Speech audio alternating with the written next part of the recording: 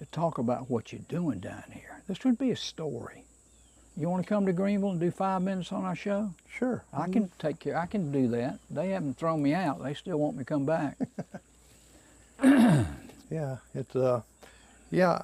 I got all kind of little gadgets I do. I'm a FAA licensed drone pilot. Are you? And I can fly it and hook it live and show things live. And did you never have any desire 40 years ago to get into TV engineering or anything? Well, I got into it in '86.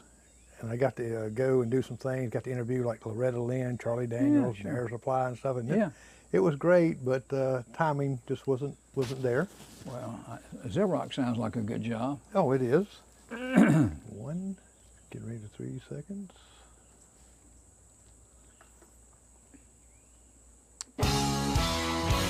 Well, hello, I'm Jerry McKee, and who you're seeing right then, you're seeing Jack Roper. He is going to be coming to us in just a moment there. We're sitting on our porch right here. We got sun shining. That it was kind of nice and cool, but all of a sudden it warmed up a little bit. But you know what? Jack's the weatherman. I know he didn't have no rocks thrown at his house in his career. Well, Jerry, I've learned as a meteorologist, never complain about the sunshine, because if you complain too hard, it might go out, and we got 8 minutes to pray before the whole thing shuts down. You know that? 8 minutes. 8 minutes? That's it. Wow, man. And Jack, you do a lot of different things. I was looking at a couple of pictures you seen like it. I knew you played in the band, but you're the drummer. I'm the drummer, yeah. I'm, you know, it's funny because I thought, well, you know, I saw Ringo back in the 60s playing drums. We all loved the Beatles in the 60s. And I thought, now that's the way to get a girlfriend. You know, being a drummer.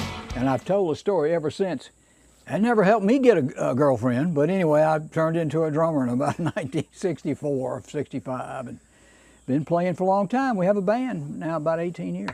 So. Now, you're actually from Union here. Yeah. And being from Union, your dad had a car lot. Dad was Roper Chevrolet, and worked for him straight out of college. Went to Carolina, finished in '71. Went to work for Dad and sold cars, did his advertising, and fell in love with promotion and stuff like that. Well, the advertising was a little bit different back then, wasn't it? Well, yeah. It was the Union Daily Times. They allowed me in the back door. I'd go in. I'd cut out pictures of cars, and they'd allow me in the back in the setup room, and I would lay out the ads that they would use in the newspaper. So it wasn't like you had a computer back there, was it, back in them computer? days? What was that? Yeah, I know. We didn't know what that was. In 72 or 71, we didn't have computers. Yeah. Did you ever sell any cars for your dad, or was you just mostly doing the promotionals? Well, I took lots of pictures of his cars, and one of my little gimmicks was to ask the Union High School cheerleaders to come down to the dealership and pose with new cars. Wow. And then we'd put those in the ads in the newspaper. And that always gets a good attention, doesn't it? Local. It speaks volumes with local people, local families. All cheerleaders have families. That's right. And pretty girls help sell anything. That's true. And also you're getting the high school involved. That's really smart to do, because they have families and want cars. Sure. And my brother-in-law even worked with you down there. Who was that? Steve Lemons. Yes, I remember that. And because he was telling me, I used to work with Jack down there and stuff. Now, how did you really get into? I know you was doing promotion for your dad's store there, but how did you fall in love with entertainment? Well, now you got to remember, doing his advertising also included writing radio commercials. Oh, okay. And so it led to me actually going and recording the scripts I wrote and made radio spots. Thus, I fell in love with radio. Well, that was the next step. I have to ask you this now. When you wrote these spots, it only took you one take, right? No, I'm not one take Jack. It took many, but as long as you're recording, you can go back and do it till you get it right. So no, I'm not one take Jack. Yeah, I know, because I myself, I had a radio station in Saltville, Virginia. Yeah. And it took people would just be surprised what 30 seconds it takes. Well, you know, to this day, though, you can probably start a clock, and I won't look at my watch, and I can tell you when 30 seconds is up. Now, we had a term, Jerry, in radio, and again, of course, I worked locally with WBCU, which we're so proud. WBCU is celebrating 75 years on the air this year. That's a big deal, 1948 or 7. So I was 1 or 2 years old when they signed on, but again, Ed Osborne was my boss way back, and Bill Stribling, you know, some of those names, and anybody locally would know those folks.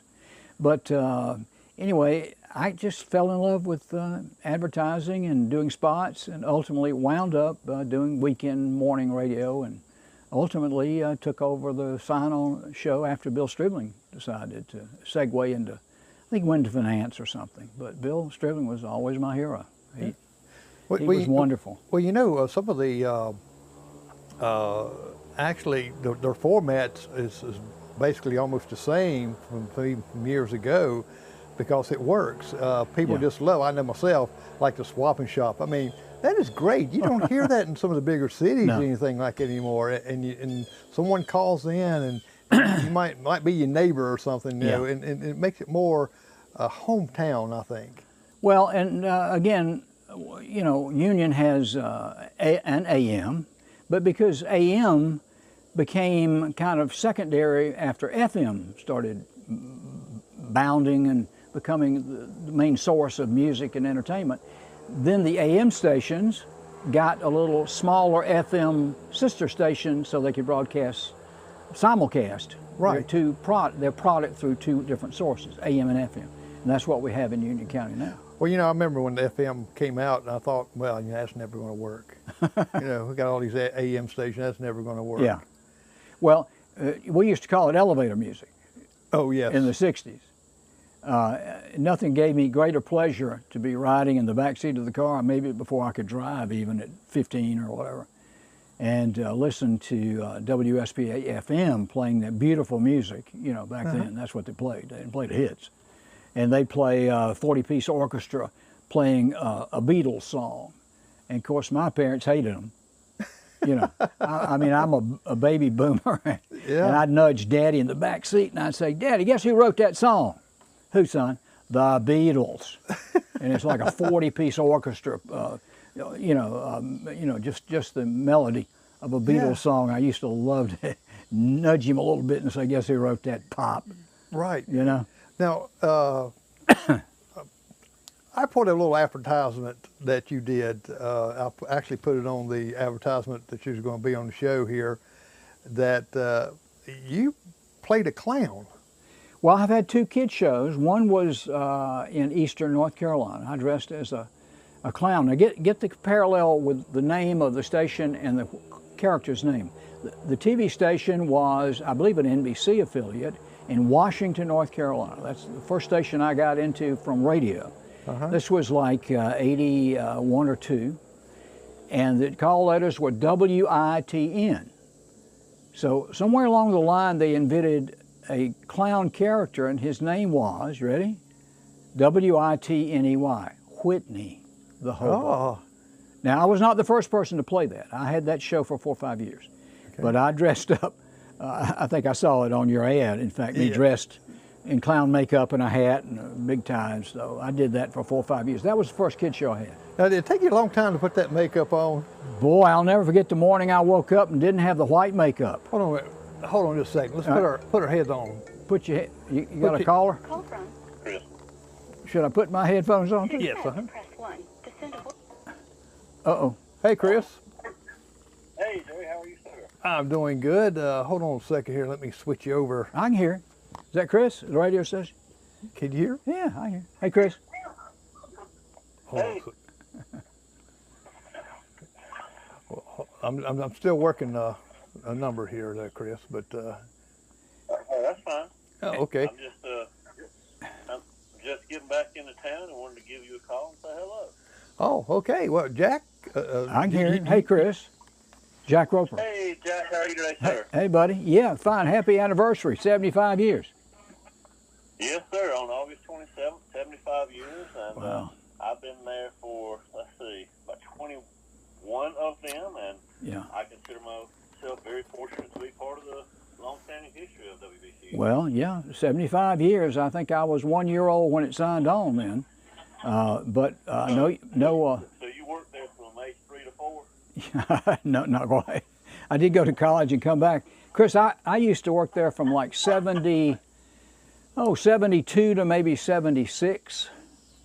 Yes, sir. And I invited another friend of yours, Bill James, Dr. Bill James, who actually worked there in high school. And I was going to tell you, since I've got you coming into my ears here, Bill and I want to come down and get a picture standing with you in front of the marquee, and I'll send it to my folks at Your Carolina, the show I just semi-retired from, and we want to put it on our TV station and congratulate you publicly, okay, on your years of excellence in broadcasting. Well, Dr. James has my contact information. You guys just give me a call and we'll make it happen one day. He's got your number. I spoke to him today, so we're planning a trip down with your permission and time approved by you to get a group shot with you in front of BCU, and I'll take it back and put it on Channel 7. Well, we can schedule something. We can have you on the air, and be glad to have you. Like I said, let's get a long history. I know Dr. James, he decided to come back in the near future to talk about the new hospital, and Yeah. we're ready to do that as well. So. Well, he has told me how supportive you and the station are. The new medical center, which is being finished next year right up the road.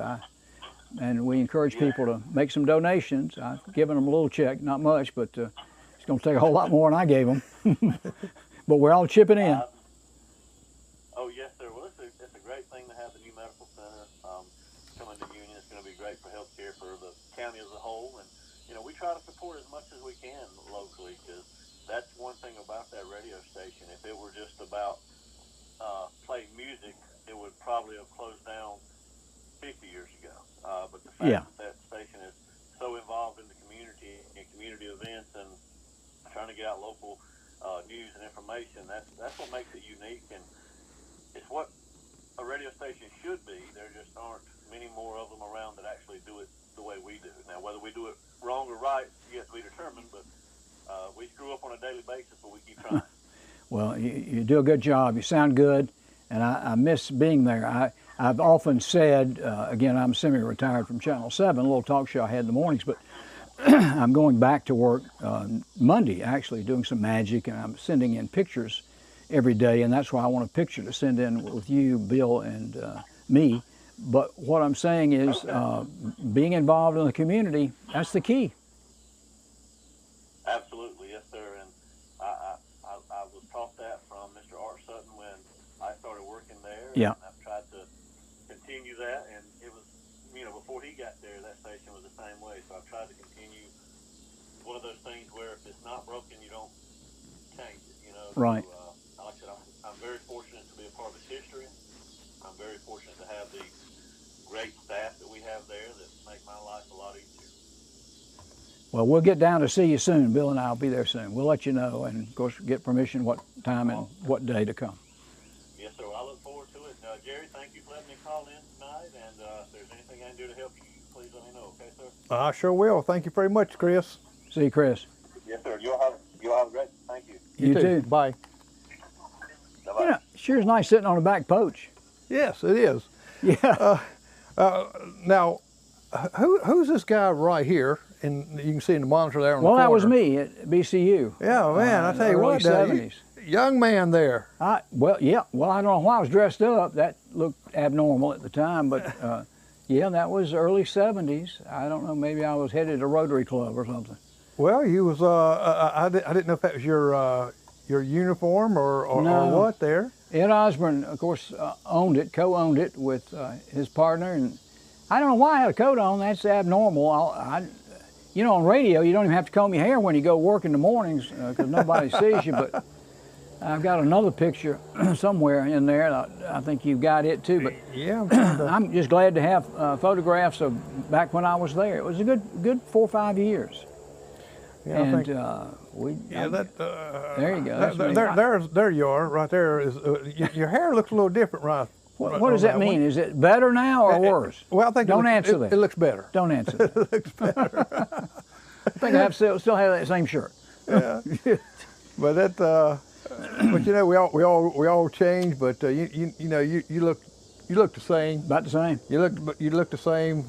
Everybody recognize you. Well, about everywhere you go. I know. I hope so. I hope so. And now, when now you went from radio to TV. Yeah. And how did that transpire? Because you know, usually I don't see too many DJs going from that to into broadcasting itself, as far as TV. But you got to remember, this was 40 years ago. This was early to mid '80s, and I was in radio. I was in Eastern North Carolina. Used to sign on a little. We used to call them daytime stations. Anyway, and I was asked. I don't know how I got. I'll tell you how I got into TV. I was asked to do a commercial for a car dealer. A TV commercial for a Ford car dealer. Well, I hope it wasn't competition there. Well, no, that was 300 miles away from my daddy's Chevrolet dealership. But I made a crazy commercial, and it was funny, and people remembered it, and somehow I got my foot in the door of a local NBC affiliate in east of Raleigh. It's not as big a TV market. But then that led to me being asked to come on, believe it or not, the first TV talk show I ever went on was at another station in that market in Greenville, North Carolina. And yes, there is a Greenville, North Carolina. I've been there, I know. Yeah. Well, now this is the little trivia. In the upstate of South Carolina, we have Greenville, South Carolina, 30 miles from Williamston, South Carolina. In eastern North Carolina, we have Greenville, North Carolina, 30 miles from Williamston, North Carolina. Little trivia for you there. But I was asked on a talk show in the, I guess, early 80s to do magic. I've been a magician since I was 10 or 11 years old. I've done that I've done magic longer than I've done anything. So I showed up on their talk show with magic tricks and would entertain on that little talk show. And that's how I kind of got into like talk radio. Hi there, it's Pat Glenn. Hey, Pat. Oh, hey, Pat. Voicemail, press 2. I know Pat. Come on, man. Can you hear us, Pat? Yes, sir. Hold on a second. We're gonna go to our. Now, can you hear us good? Yes, sir. Hey, Pat. Hello, my hero.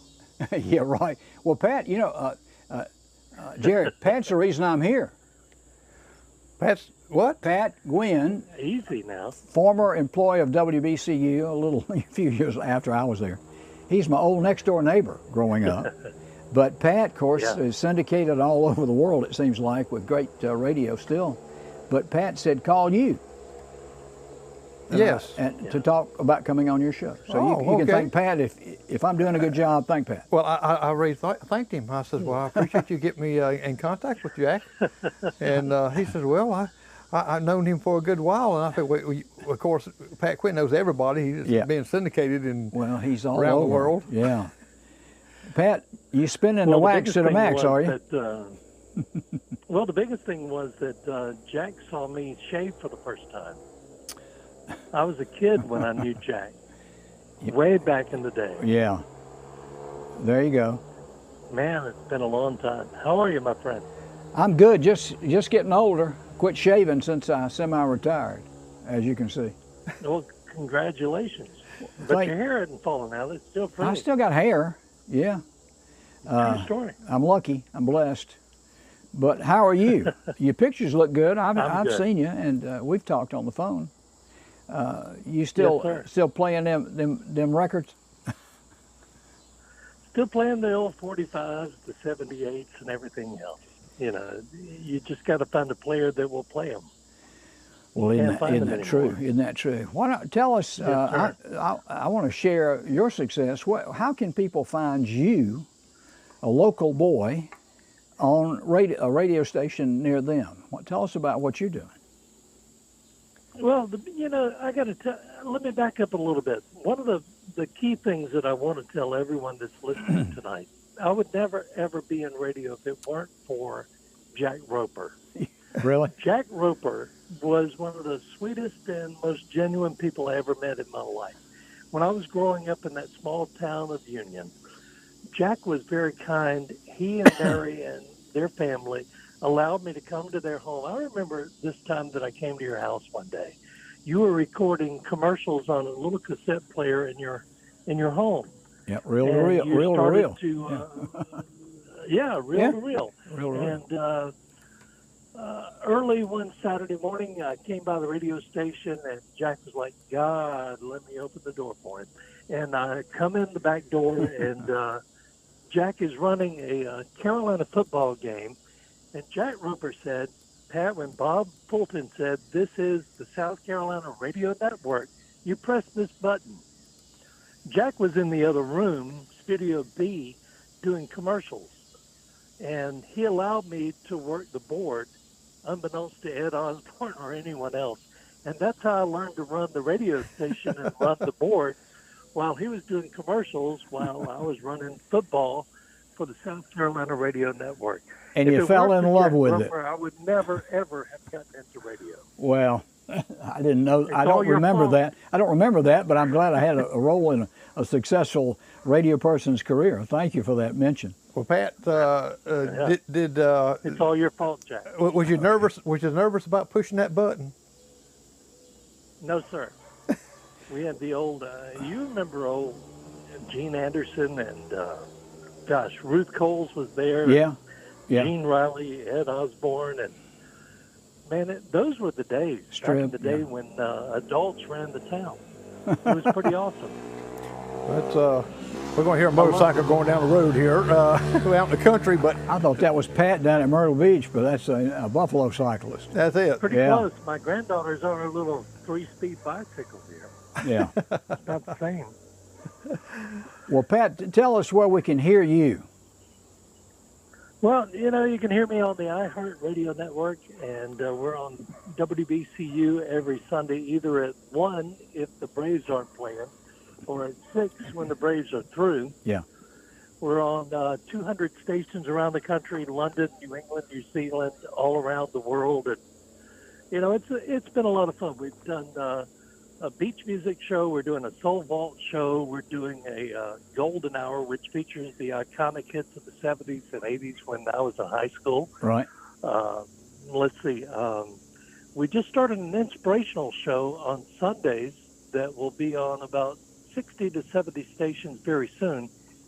It is nationally and internationally sponsored by George Magazine that was started by John F. Kennedy Jr. Sure. So that starts out in a few weeks. And, I do truly owe my success to Jack Roper. And I've always loved you. You've been a friend to me and my family for 116 years now. And 116. Now, Jack, wait a minute. Than Jack Roper. I lied. I'm 116. Thanks, Pat, for giving my secret away. But we love you too, I love buddy. you, I'm Mom. real proud of what you're doing. Keep it up. Well, I'm proud of you as well. Congratulations, and God bless you, Mary and Jeff, and the rest of the family. Thank you, man. Love you, my friend. Thank you. Appreciate it. Pat, have a great day. Pat's down. I figured that was auto traffic in Myrtle Beach, where Pat lives. Yeah, But well, that's outside your. Yeah, this kid's having he has a great time. He Okay. goes all day long. I was hoping he ran out of gas a couple of times, but Yeah. but it's kind of funny. You can go ahead and take him off right now. Oh, I Until guess I somebody else can't. calls in. Until somebody calls. Yeah. Yeah, that's the only way they can hear us Yeah. good and hear them Sun's good. going down. Yes, it is. Thank you for putting. We had to make do. We take a blanket and hang it on behind you so I can look at you. The sun's coming right over your head, so at least I can see you. Right, and I don't have to keep changing the camera also Yeah. as far as the. Well, it's getting cooler out here. It feels good out here. Yeah. Lights is not hot. We don't have these hot lights now, like we used to. Now tell me about this show. We're live and in Yes. living color. In living color. And where else can people see this show as we speak? Because I'm real interested in how you do this. As we speak, they can see us on 3 different pages on Facebook at one time, live. They can see us on YouTube. Yeah. They can see us on Kick, Twitch TV, and Twitter, and Instagram. We're at one live and broadcasting bigger than life and twice as sassy on about 4 or 5 different places. Exactly. Yes. Son I of think a it's around gun. 8 altogether. Golly. And then tomorrow it'll be on 4 more. It'll be on Amazon Music. It'll be on Apple Podcast and YouTube Podcast. And there's another one in there I'm forgetting about. There's about 4 of those audio. That way when they're driving down the road, they can put on a favorite podcast and listen to it. Well, I'm impressed at your ability to do this. Yeah, well, it's I just it's show fun. up. I It's just show fun. up when you call. That's all I do. Yeah, well, that's a just great don't. thing. I've had people not show up. Have you? Yes, last minute. When it's something come up. live, yeah. But and you know yourself, anything can happen live. Well, it's the best kind of TV because you mess up, people catch you forgetful. I mean, you know, having to read lines of script over products. Of course, the standing joke in radio was, you know, you couldn't see us. Right. So what we would do in the early, Pat knows this, what we would do in the early days of radio, we'd find somebody that was, again, no cameras, reading a script. You know, maybe the obituaries. Uh-huh. We had those. We used to do that. And then go in there with a lighter and light his script on fire. And see what happens. Oh, that's cruel. But nobody knows what we're doing. It just Right. gets a laugh. It's just silly, childish pranks Right. behind the mic. Now, live on TV, you've never. No, we don't do that on TV. Well, I know, but you've never messed up live on TV. or I've anything, never right? messed up at all. No, it's No. My thing is that I pronounce some people's names, Oh, yeah. and I'm horrible with that. And Well, I try I've done that. beforehand. I try to just keep on. Well, you're going to do it, and that's why sometimes on this talk show we would have, well, there are a few pranks I would play when we would have women, especially because they have maiden names, Uh-huh. you know, and get married. They will keep the maiden name, and it's very English for women as well. You know, you could be Sally Smith Jones and put a hyphen. You know, you could be Sally Smith Jones. And I'll look at those women that have the 3 names, and I'll say, by the way, we only allow 2 names. Standing joke, and I don't mean it, of course. And the other one is, I love it, right before we go on the air, I would say, by the way, don't let it bother you that tens of thousands of people are watching every move you're making. Oh man, that Gets their attention. that gets in her head. Well, they know I'm a kidder, I think. Right. I've been around long enough, I think people know I'm just... Yeah, but you know, it Do really stuff because I've did some interviews and I've did some campaign ads. Yeah. And you think that they're used to talking out like that, but it seems like a camera intimidates and really Yeah. just Yeah. freezes them up. Well, you know where you really get worried is all the magic tricks we've done for the last 4 or 5 years. We did them every Monday, and by the way, I'm starting that back next Monday. I'll go in Monday and do a magic trick or two on the show Your Carolina, Channel 7. Hope you watch. Oh yeah. You know, but live magic doesn't always work. You can screw them up. Oh, I bet so. We used to tape them. That way they were always right. Oh yes.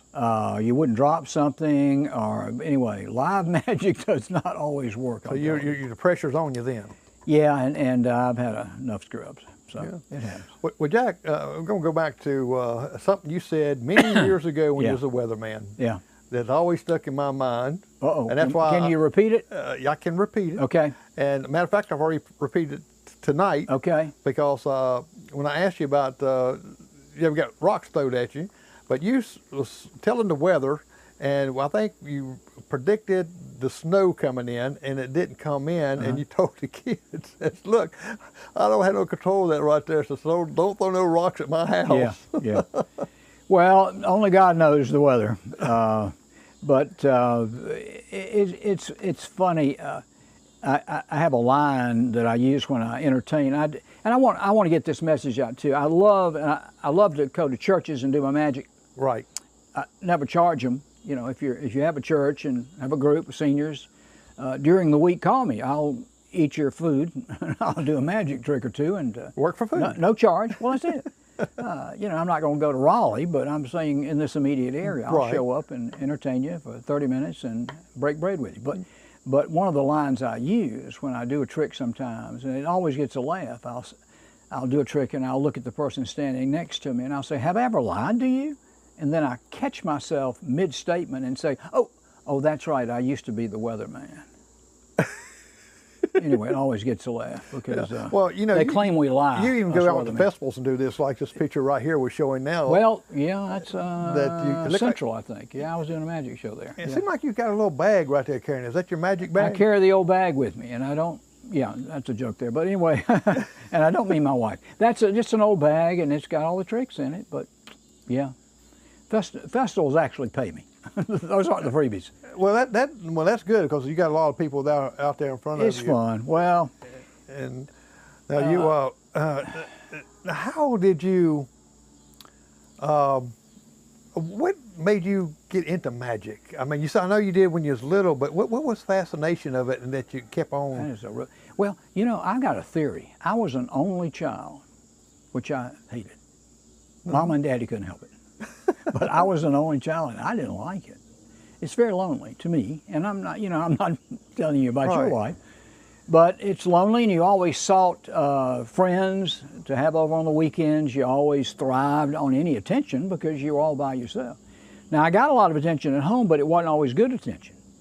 Only children get bad and good attention. But anyway, being an only child and having a friend across the street that was a magician, and my daddy had a friend, Bruce Fowler, I don't know if you know that name. He was a magician, a grown man that my dad knew. Anyway, I had some influences, but I found that doing a magic trick, people seemed to like to be amazed, and you saw some approval out of people watching you. Like, if you did a good job, they might applaud, they might smile, they might laugh at a joke.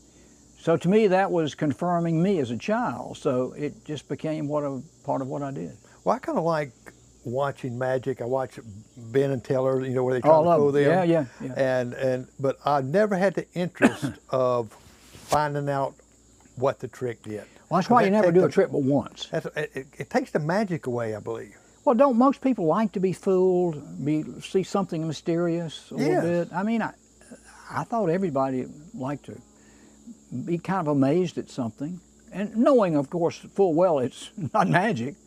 I've been known to do a trick and look at them and say, "What do you think it is, magic?" In other words, there ain't no such thing. Right. But most people kind of like to be mystified. Yeah. Now, not only do you do magic, you have a band.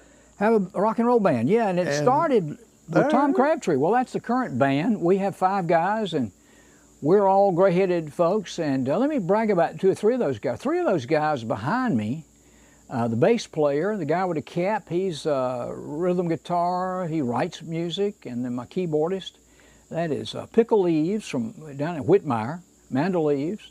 The tall guy's from Forest City, that's Rich McBrayer.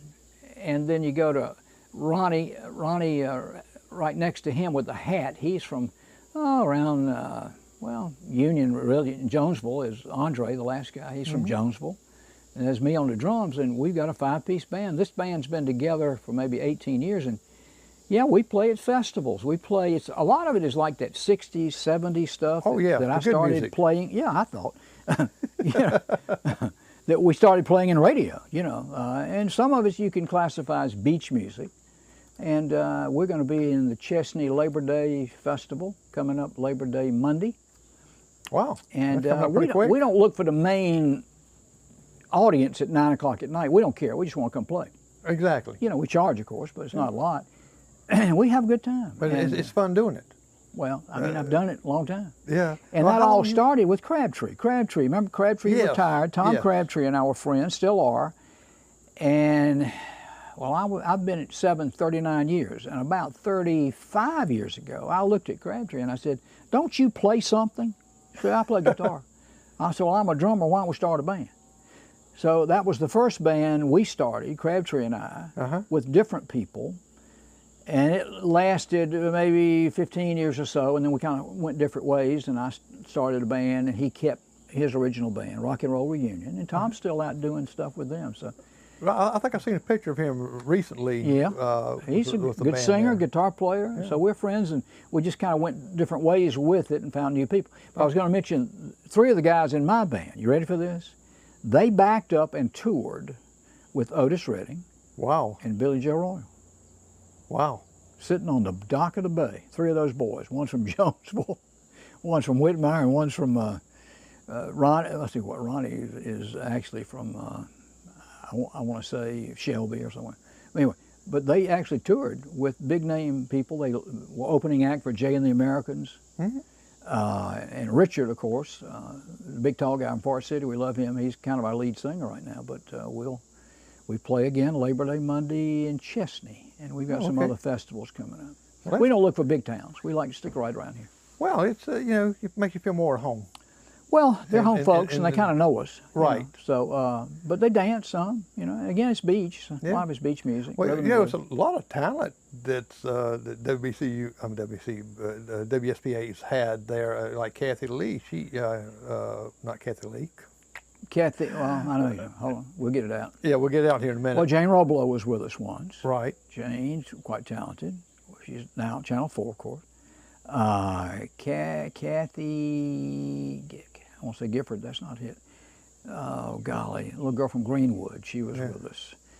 Who else? Diane Lee. Diane Lee. Yes. What a singer she is. You don't know that probably. Oh, I do. Do you I know do. Diane Lee? I happened to find. I was videoing a Christmas downtown, the Dickens of a Christmas downtown Spartanburg several years ago, and she was up there singing. I thought, wow. Yeah. I didn't know she sings. Well, it's funny, the people that are in TV, they seem to have other things they do. I can remember watching LOS, ABC in Asheville, and we had Bill, God, what was his name? Had a kid show up there too. And he flew hot air balloons and played the accordion. Bill, what was his last name? That was 60s, 70s. But you find a lot of people on TV that just do other things too. Right, because we get in that mindset that we see on TV. That's all they do. They just do that little 20-minute program and they go home. Yeah. Doesn't work now with like your Carolina like that. When over the years, that's people had the same thing about radio guys, DJs. They do a few hours and they go home and they got it made. Yeah. But you have a lot of stuff that you have to do in the background. Well, kind of have to prep for it. Have something to talk about. Right. So, yeah.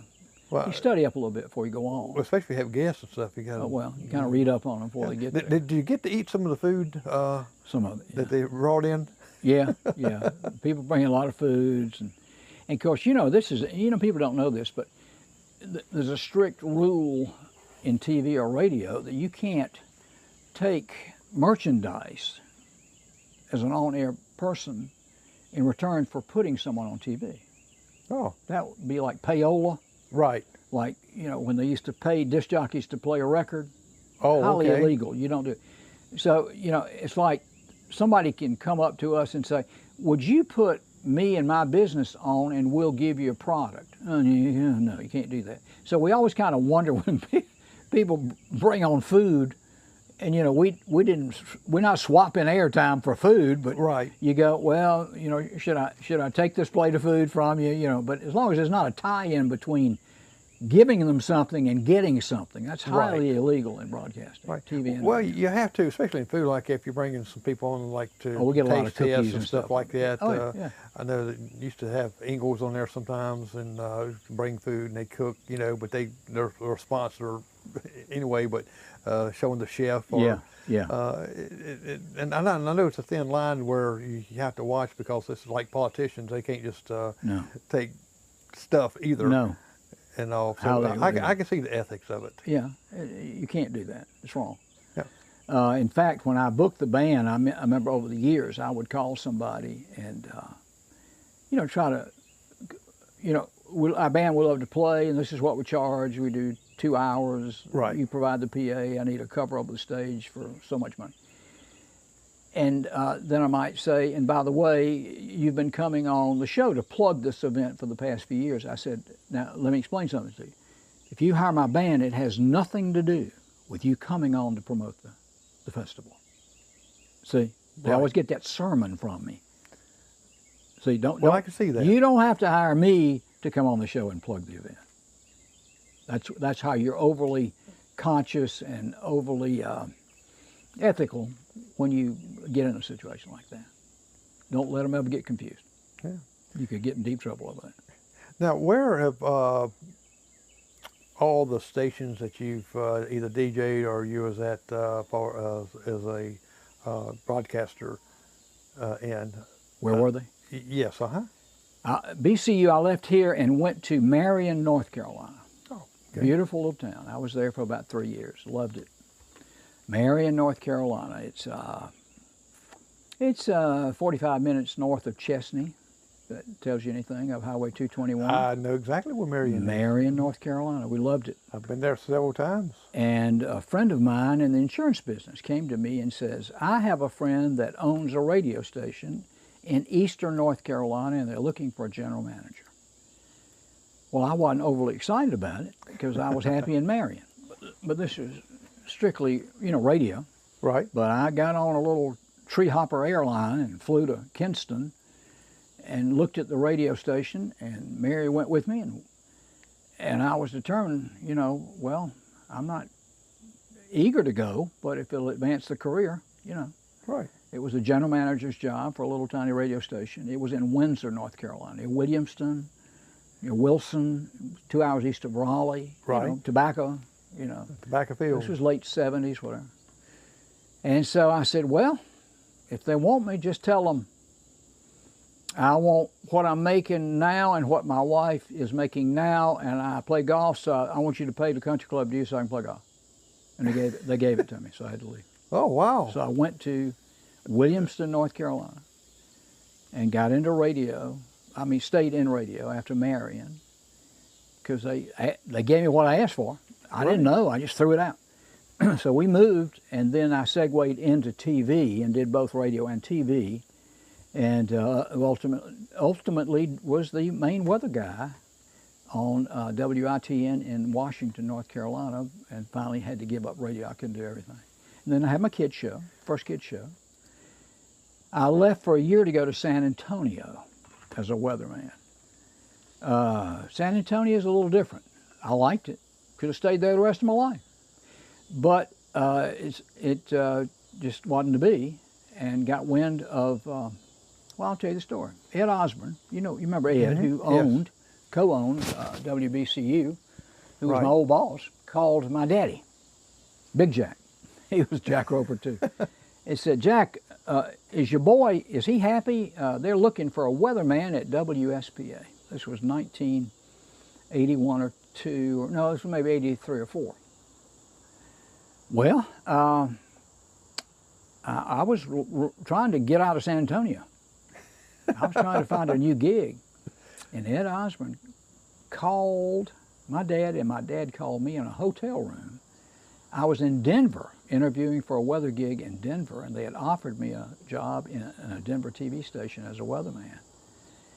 And this is funny. And he wanted to take me out for supper. Well, I had a wife and 3 children with me. And my wife thought it was terribly rude not to feed my job interviewee supper with 3 children and a wife. So she was not happy about that. As well she should have been. It was rude. Anyway, we wound up not taking that job, not strictly because of that. I just didn't like the situation. But I flew, we went back to San Antonio. I was one of the final 4 for Good Morning America, because the guy was leaving Good Morning America. The black gentleman, I think, Christopher Christensen, anyway, back in the 80s. And I was one of the final 4 for that gig. And I flew to New York. Well, and again, same time, everything happens at one time. The phone rings, they want to interview me at WSPA. And I went, well, I've just interviewed at ABC. Can you give me 2 or 3 days to see if I can get this job on national TV? Well, I don't think they believed me. It wasn't a come on. It was just, I was just telling them, can I have a day or 2? Listen, telling Channel 7. Right. Because we flew up here for the interview, but I had to go to New York, so I came back. So we're in transit trying to figure out what to do, because I wanted to get out to San Antonio. And ABC didn't hire me. And so I took SPA. That was 39 years ago. Yeah. Well, here's a picture here you sent too. That who are these folks there with you? Well, that was another high point of my life. We had a successful kids show at Channel 7 in the 90s. That is a little lady called Truck Stop Granny, and my clown friend Jocko the Clown, and there's Tall, Dark, and Homely in the middle. That's me. We had a kids show called Kid Sizzle. We did 156 kids shows. At least I didn't have to dress up like a clown for this one. Really, that's a lot of makeup putting on every day. Well, that was back in North Carolina. Right. And we came and did this for like maybe 4 or 5 years, did 156 shows. And that ended about 2000. But that was a high point of my life. And that little lady on the left, that's Truck Stop Granny, Haven Clark. Let me tell you about her. She was an entertainer at a place called Silver Dollar City. She's from Spartanburg. Do you know what Silver Dollar City became? What's that? Dollywood. Oh, wow. Well, the wigs she wore, the first one was given to her by Dolly Parton. Wow. Truck Stop Granny, she's a comedian. She was a comedian, played guitar, wrote music. I have a 45 record that she wrote. She's a published musician. But I just fell in love with this old gal. She was much older than me, and she had dark hair, but maybe 20 years older than me. But she would travel with me on Saturdays, and we'd do magic shows. Jocko was on the show, and it was a good time in the 90s. So. I've done about 8 years of kids shows. I bet that was fun. It was fun, and what we would do, this is the cutest part, she'd travel with me on Saturdays. She'd even babysit one of our kids. She became a member of the family. I met her in Spartanburg at a yard sale, my yard sale. Met this lady. I said, "You want to be on a kid show?" So I took her under my wing, and then we found Jocko. And what's so interesting is I'd do the magic tricks, and she'd just stand beside me. She never did a whole lot. She slapped me with her pocketbook. Of course, you can't slap anybody with anything now, but in the 90s, I'd make some fun of them, and she slapped me with a pocketbook. But at the end of the magic show, I'd pull out my banjo and play a little ditty on my banjo, and she'd dance, okay? And at the end of the little tune, she'd flip around in this kind of semi-long dress and flip up her skirt in the back. Right. And wore bloomers. I guess you call them. Right, You know, she didn't show anything. She had bloomers. Right. She'd flip up her skirt, and on the back of her bloomers it said, "Bye now." That's the way we'd end the show. The bloomer said, "Bye now," as I ended the banjo tune. We had a great time. Oh, but We do that every weekend. Now, York Carolina, what brought that concept on? Well, we had a general manager who he came to me back when they made some changes. I was weatherman for 22 years, and they made some changes, and I became the number 2 guy after they hired somebody else. And he said, "I got a plan for you." He said, "We're going to start a talk show." He said, we've tested an audience. You know, they'll gather people in a conference room and show tapes and say, "Would you watch this with this man on it?" So I tested well with a test audience. Right. "Would you watch Jack Roper do a talk show?" And it seemed to work, so they gave me a talk show. That's how that started. Wow. That was 18 years ago. Yeah. I didn't even know they even done that. I know they got the audience. I don't, some of this stuff is kind of questionable as far as is it really needed, but yeah, they test audiences. Well, I know I've been in a couple mock trials where they've hired me to come in and 12 others to sit down and... Well, it's the same thing. Yeah, and to get the results of it. Right. And that was pretty neat. I mean, I spent a couple hours and got some pay pretty good just doing that. Yeah. Well, you know, human nature is not always predictable.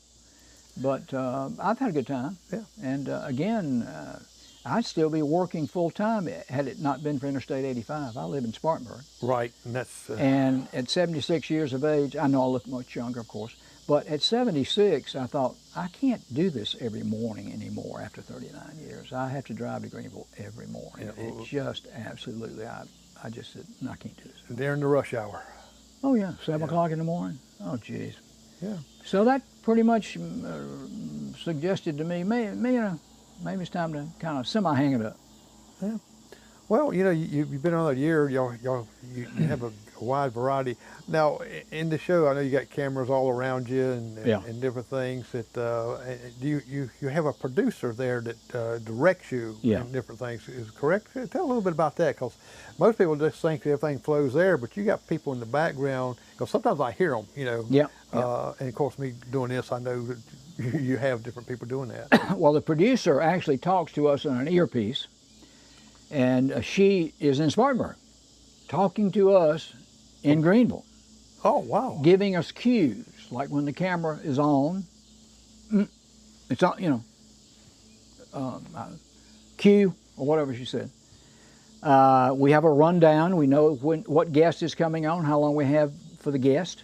We may have a little tag at the end saying, stay tuned, coming up, we're going to visit the kitchen with so-and-so, blah, blah, blah, some little scripted thing we have to read. Does it come across a teleprompter? Yeah. Oh, okay.